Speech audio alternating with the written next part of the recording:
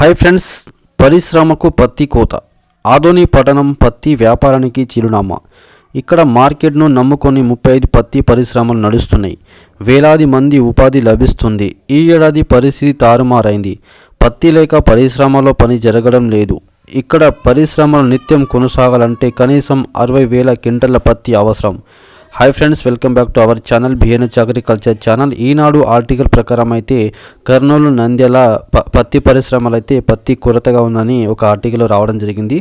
So video మాత్రం like చేయండి, share చేయండి, కామెంట్ చేయండి, ఛానల్ని సబ్స్క్రైబ్ చేసుకోండి అండ్ సపోర్ట్ చేయండి. Thank you.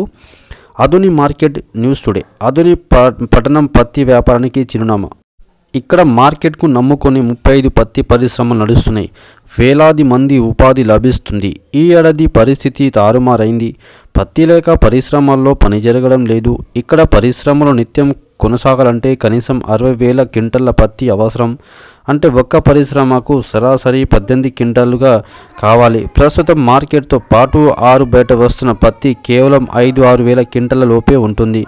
దీంతో పరిశ్రమలకు సరిపడ్డ పత్తి లభించక వారంలో 2-3 రోజులే పనిచేస్తుండగా మరికొన్ని ముడి సరుకుల కోసం ఎదురు చూసే పరిస్థితి నెలకొంది.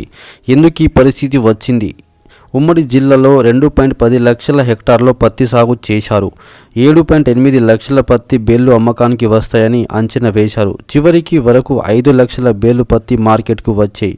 ఇప్పటి వరకు 3.15 లక్షల పత్తి బేళ్ల వ్యాపారం జరిగింది. పత్తి కొనుగోలు చేరడానికి ఈసారి cotton corporation of India CCI బరిలో దిగింది.